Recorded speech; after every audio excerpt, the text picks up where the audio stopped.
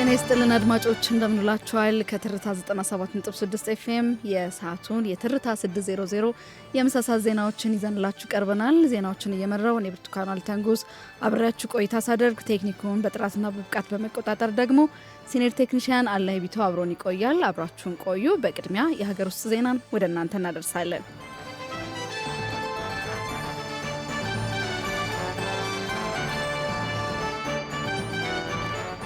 ጎልደን ቪዛ ካርድ በያዝነው በጀት ዓመት ወደ ስራ እንደሚገባ ተነገረ።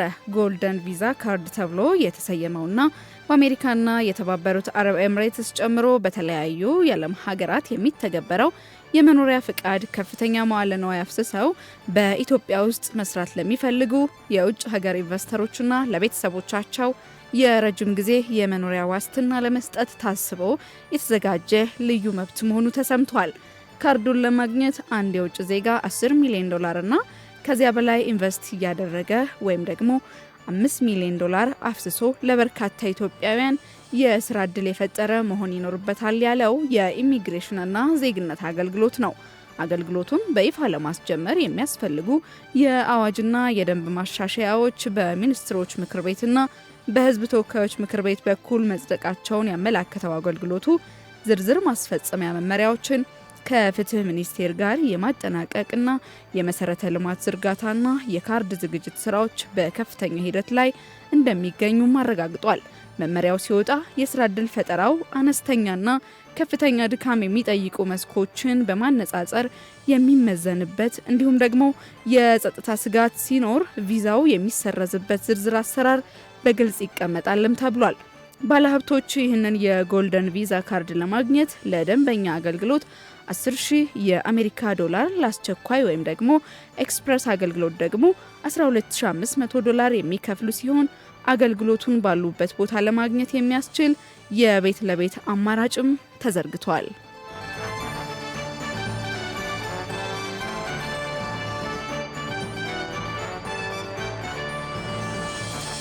በሚቀጥሉት 3 ቀናት በአብዛኞቹ የሀገሪቱ ክልሎች ከቀላል እስከ እጅግ ከባድ ዝናብ ሊጥል እንደሚችል የኢትዮጵያ ሜቴሮሎጂ ኢንስቲትዩት አስጠነቀቀ።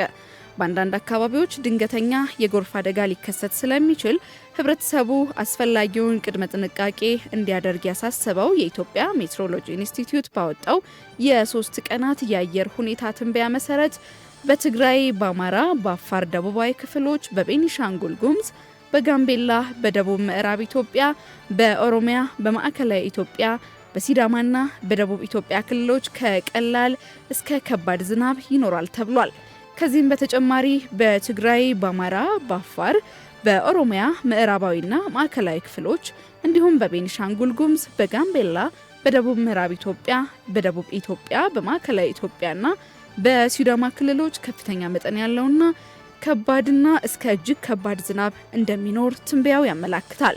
ይህ እጅግ ከባድ ዝናብ በተለይም በአማራ ምዕራባዊ ክፍሎች፣ በቤኒሻንጉል ጉሙዝ፣ በኦሮሚያ ምዕራባዊ ክፍሎችና በጋምቤላ በተወሰኑ አካባቢዎች ድንገተኛ የጎርፍ መጥለቅለቅ ወይም ደግሞ ፍላሽ ፍለድ ሊያስከትል እንደሚችልም ተገልጿል።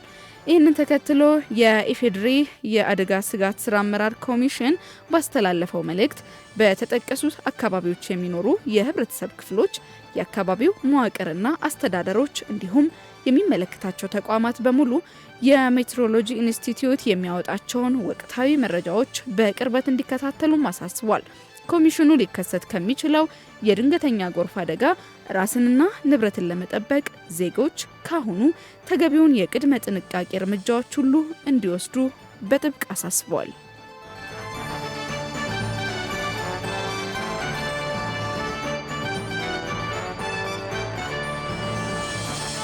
አድማጮች ከኛ ጋር ስላላችሁ እጅግ አድርገን እናመሰግናለን። ከዚህ በመቀጠል ደግሞ በዝርዝር የተመለከትነው አንድ ጉዳይ አለ። እሱም ምንድነው ከተባለ በአዲስ አበባ ከተማ አስተዳደር በየክፍለ ከተማው የመሬት አስተዳደር ላይ የሚነሱ ቅሬታዎች አሉ። እሱም በተመለከተ ቅሬታዎችንና የኃላፊዎችን ምላሽ አካተን ዝርዝር ዘገባ ለእናንተ አዘጋጅተናል። እንደሚከተለው ይቀርባል። በአዲስ አበባ ከተማ አስተዳደር በመሬት አስተዳደር ላይ ያሉ የህዝብ ቅሬታዎች ዛሬም የብዙዎች የዕለት ተዕለት ፈተና መሆናቸው አልቀረም።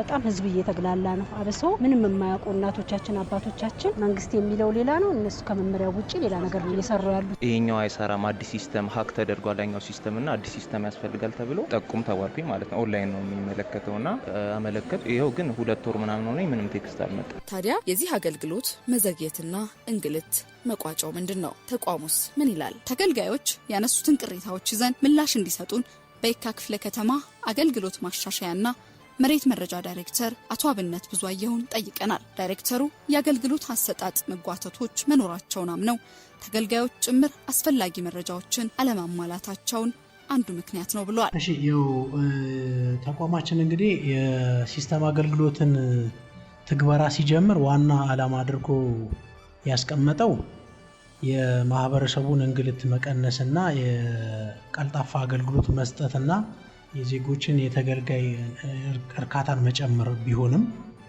ከዛ ጎን ለጎን ግን የብልሹ አሰራርንም ለማጥፋትና ለመቀነስ የሚጠቀምበት ዘዴ ስለሆነ አንደኛው ዘዴ ስለሆነ በዚህ አገልግሎቶች ውስጥ ደግሞ የልማት ተነሺ ነኝ ሲባል በአግባቡ አሰራርና መመሪያን ተከትሎ የተነሳ የልማት ተነሺ በተገቢው ከተቋሙ በተገቢው አገልግሎት ይሰጣል ማለት ነው።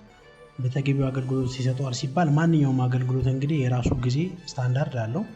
በዛ ስታንዳርድ ውስጥ መሟላት ያለባቸውና መስተካከል ያለባቸው ነገሮች ታሳቢ ተደርገው ከተገልጋዩም ያልተሟሉ ነገሮች ሲኖሩ ተቋሙ ትሪት አድርጎ እነዛን ተገልጋዮች የልማት ተነሺዎች የምንላቸውን መረጃቸውን እንዲያሟሉ እድል በመስጠት ወደ ቀጣዩ አገልግሎት እንዲሻገሩ የምናደርግበት አሰራር ስላለ ጊዜ ግዴታ ነው፣ ያስፈልጋል። መረጃ ሳይሟላ ካሳ ምትክ መስጠትና ልማት ተነሺን ማስተናገድም ስለማይቻል አስፈላጊውን መረጃ መሟላት እስከሚችሉ ድረስ ተቋሙ የሚጠበቅበትና የሚያይበት ጊዜ ይኖረዋል።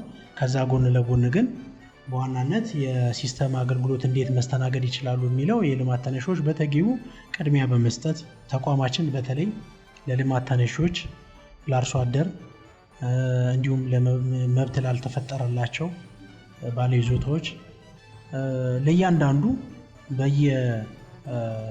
በየፈርጁ ቅድሚያ ሰጥቶ ወይም ትኩረት ሰጥቶ ለሁሉም በሚባል ደረጃ ማለት ነው አገልግሎቱን ተደራሽ እያደረገ ይገኛል። በተመሳሳይ በንፋስ ስልክ ላፍቶ ክፍለ ከተማ ያለውን ከመሬት ይዞታ ጋር የተያዙ ሰነዶችን አያያዝና አገልግሎት አሰጣጥን ቃኝተናል። ሰነዶቹ የተቀመጡበት የክፍለ ከተማው ህንጻው ምድር ቤት ጠባብ መሆኑን ታዝበናል። ሰነዶቹ ያሉበት ቦታ ጨለማ የታፈነና የአየር ዝውውር የሌለው በመሆኑ ለታሪካዊ ሰነዶች ደህንነቱም ሆነ መረጃዎችን ለመፈለግ ምቹ አለመሆኑን አይተናል። የተገልጋዮች ሰነድ በቶሎ አለመገኘት በቅሬታነትም ተነስቷል። ለጉዳዩ ምላሽ እንዲሰጠን የንፋስ ስልክ ላፍቶ ክፍለ ከተማ የአገልግሎት ማሻሻያና የመሬት ስራዎች መረጃ ዳይሬክተር ወይዘሮ ፍሬ ሰዋዩ ሰነዶችን ወደ ዲጂታል ስርዓት ማስገባቱ ገና አለመጠናቀቁንም ነግረውናል። የሰነድ ማስቀመጫ ክፍል ጥበትን በተመለከተ ለሚመለከታቸው አካላት ጥያቄ አቅርበናል ብለዋል። እንደ ንፋስ ስልክ ላፍቶ ያው ማህደሮቻችንን አብዛኛው ወረዳዎቻችን ወደ ምዝገባ ኤጀንሲ ልከናል። የቀረን 5 ወረዳዎች ናቸው እኛ ጋር አገልግሎት የሚያገኙት ያልታወጁ ቀጠናዎች ማለት ነው። እነኚህንም ግን እስካን አድርገን ማህደራቸውን 2015 በተቀመጠው አቅጣጫ መሰረት ወደ ሲስተም አስገብተን ተገልጋዮቻችን በሲስተም ቤታቸው ሆኖ አገልግሎት የሚያገኙበትና እዛው ሆኖ አፕላይ አድርገው አገልግሎቱን ተከታትለው እዚህ አስፈላጊ ለሆነ ጉዳይ ወይም ደግሞ እስካኑ ላይ ሲስተሙ ላይ የጎደለ ነገር ካለ ለማሟላት ብቻ የሚመጡበት ሁኔታ ነው ያለው። ባሉበት ካርታ ይዘው የሚፈልጉትን አገልግሎት ያገኛሉ ማለት ነው። ከፋይል ጋር የተያያዘ ነገር ኮድ የለም ሳይሆን እስካን ላይ የለም። እስካን ላይ የሌሉ ማህደሮች ይኖሩናል። ነገር ግን የከተማ አስተዳደሩ እስካን ላይ የሌሉ ማህደሮችን ምዝገባ መዝግበን እንድናሳውቀው አድርጓል ማለት ነው። ከዛም በተረፈ ያው እስካን ላይ የሌሉ ማህደሮች አገልግሎት መስጠት አንችልም። እነኛን የከተማ አስተዳደሩ አቅጣጫ እስከሚሰጥ ድረስ ለምን እስካን ላይ የሉም፣ ለምን ተዘለሉ፣ ማህደሮቹ ህጋዊ ናቸው ወይ፣ በስካን ወቅት የት ነበሩ የሚለውን ጥናት እያደረገ ስለሆነ እሱን አድርጎ ሲጨርስ እንሰጣቸዋለን አገልግሎት አቅጣጫው ሲሰጠን ማለት ነው። ከዛ ውጪ ግን እስካን ላይ ያሉ ማህደሮችን ሲስተሙ አሁን በተለይ ያለው አሁን ላይ ከጥቅምት ወዲህ በአዲስ መልክ ሲስተሙ እንደገና የተሻሻለበት ሁኔታ ነው ያለው። አንድ ተገልጋይ በቤቱ ሆኖ በአጭር ጊዜ ውስጥ ካርታውን ወደ ሰርቲፊኬት ቀይሮ የፈለገውን አገልግሎት ማግኘት የሚችልበት ሁኔታ ነው ያለው እና እነኚህ አሁን ሙሉ በሙሉ ቶታሊ ለሁሉም ሰው 100% አገልግሎት ሰጥተናል እያረካን ነው የሚል ሀሳብ የለንም። ነገር ግን በቀጣይ እንዳልኩት እነኚህ ነገሮች ሲቀረፉ ለሁሉም ሰው አገልግሎት እንሰጣለን ማለት ነው።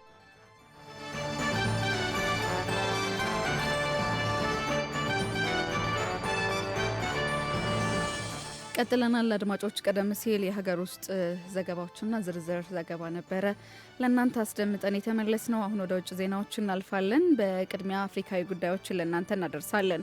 በኮንጎ ዲሞክራሲያዊ ሪፐብሊክ የኢቦላ ወረርሽኝ እስከ ትላንት እሁድ ድረስ 2267 በበሽታው የተያዙ ሰዎችና 893 ሰዎች መሞታቸው ተሰምቷል።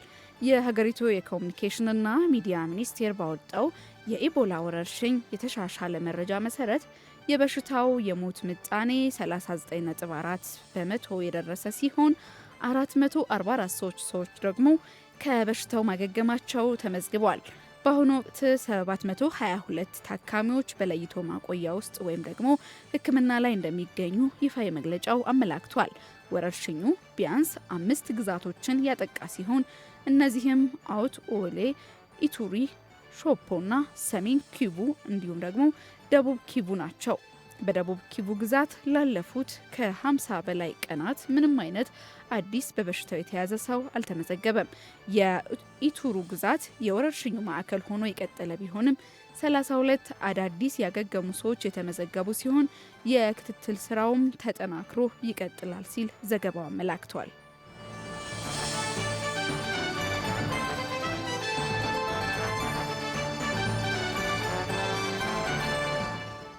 ወደ ሌላኛው ዜናችን ስናመራ እስራኤል ከአሜሪካ ያጋጠማትን የተቀዛቀዘ ህዝባዊ ድጋፍ ለማሻሻል የቀድሞውን የዶናልድ ትራምፕ የምርጫ ዘመቻ መሪ ኮንትራት መቅጠሯ ተገለጸ።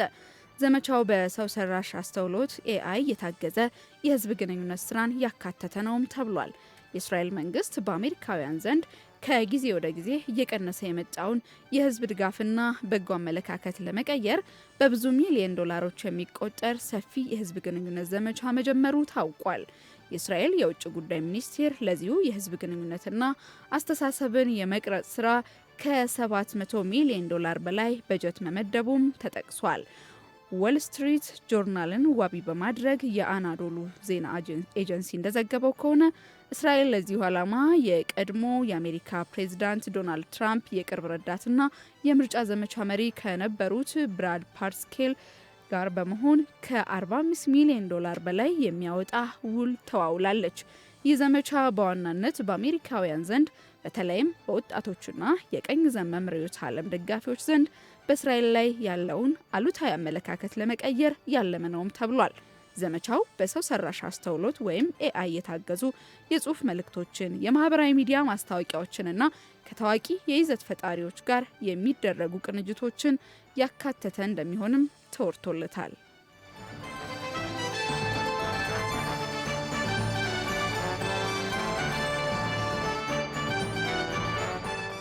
አድማጮች ከውጭ ያገኘናቸው ዘገባዎች እነዚህን ይመስሉ ነበር። ከዚህ በመቀጠልም የምናልፈው ወደ ቢዝነስ ዘገባዎች ነው።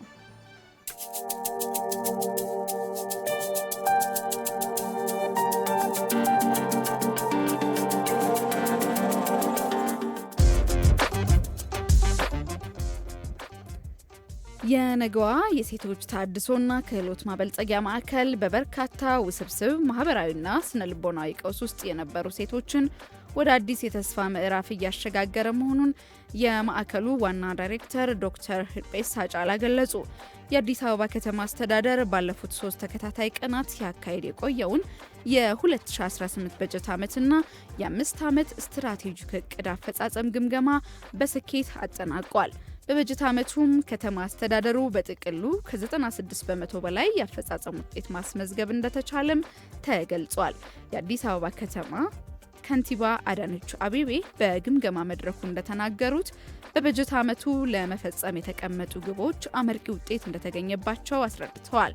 በግምገማው የተሳተፉት የነጓ የሴቶች ተሃድሶና ክህሎት ማበልጸጊያ ማዕከል ዋና ዳይሬክተር ዶክተር ሂርጴሳ ጫላ ለኢዜአ እንዳሉት ከሆነ ማዕከሉ የከተማ አስተዳደሩ ከሚሰራቸው ሰው ተኮር ፕሮጀክቶች መካከል በግንባር ቀደምነት የሚጠቀስ ነው። ማዕከሉ በበርካታ ውስብስብ ማህበራዊና ስነ ልቦናዊ ቀውስ ውስጥ የነበሩ ሴቶችን ሕይወት በአዲስ የለውጥ ምዕራፍ እንዲሸጋገሩ እያደረገ እንደሚገኝም ገልጿል።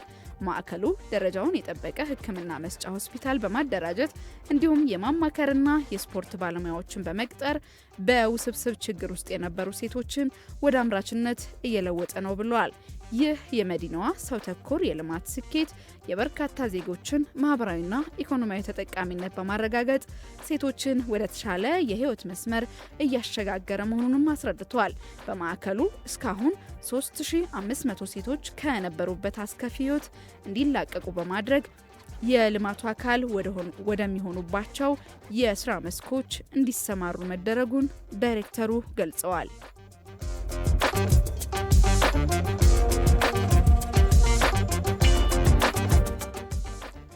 በኦሮሚያ ክልል በ2018 በጀት ዓመት 341.9 ቢሊዮን ብር ገቢ መሰብሰቡን የክልሉ ርዕሰ መስተዳድር አቶ ሽመልስ አብዲሳ ገለጹ። ርዕሰ መስተዳድሩ በስድስተኛው የጨፌ 5ኛ ዓመት የስራ ዘመን 11ኛ መደበኛ ጉባኤ ላይ ባቀረቡት ሪፖርት የክልሉን የኢኮኖሚ አቅም ለማሳደግ በትኩረት በመሰራቱ በ2018 በጀት ዓመት 341.9 ቢሊዮን ብር ገቢ ተሰብስቧል። በ2019 በጀት ዓመት ገቢ የመሰብሰብ አቅምን በማሳደግ ከዚህ የበለጠ ለመሰብሰብ መታቀዱንም ገልጿል። በመሰረተ ልማት ግንባታ ስራዎች፣ በግብርና፣ በትምህርት፣ በጤና፣ በቡሳ ጎናፎ እንዲሁም ደግሞ በአረንጓዴ አሻራ፣ በኢንቨስትመንትና በሌሎች ዘርፎች ያከናወናቸውን ዋና ዋና ተግባራትን አብራርተዋል። በክልሉ 7ኛው ሀገራዊ ምርጫ ፍትሐዊና ዲሞክራሲያዊነቱን ጠብቆ የተከናወነ ስለመሆኑም ጠቅሰዋል። በክልሉ መሳሪያ ታጥቀው ሰላምን ከሚያውኩት ውስጥ የተወሰኑት የመንግስትና የህዝቡን ጥሪ ተቀብለው የተሃድሶ ስልጠና ወስደው ከቤተሰቦቻቸው ጋር ሰላማዊ ህይወትን መምራት እንደጀመሩም ተናግረዋል። መንግስት አሁንም በጫካ ያሉ አካላት መሳሪያቸውን አስቀምጠው ወደ ሰላማዊ ትግል እንዲመጡ እየጠበቀ እንደሚገኝም የክልሉ ርዕሰ መስተዳደር አመላክተዋል። ልማትና ዲሞክራሲን ለማረጋገጥ ሰላም ወሳኝ ጉዳይ መሆኑን የተናገሩት ርዕሰ መስተዳድሩ የክልሉ ህዝብ በሰላም ወጥቶ እንዲገባ አሁንም ህግ የማስከበሩ ጉዳይ ተጠናክሮ የሚቀጥል ስለመሆኑ አጽንኦት ሰጥተዋል ሲል የዘገበው ኢዜአ ነው።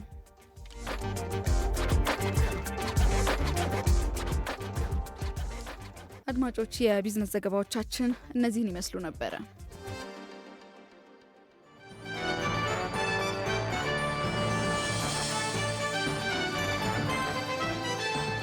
የዕለተ ሰኞ የሐምሌ 13 ቀን 2018 ዓ.ም የትርታ 600 የምሳ ሰዓት ዜናዎች እነዚህን ይመስሉ ነበር። ዜናዎችን እየመራው አብሬያችሁ ቆይታ ያደረኩት ብርቱካን ዋልተንጉስ ነበርኩ። ቀሪ የትርታ 97.6 ኤፍኤም ፕሮግራሞች እስከ እኩለ ሌሊት 6 ሰዓት ድረስ መደመጣቸውን ይቀጥላሉ። መልካም ቀን።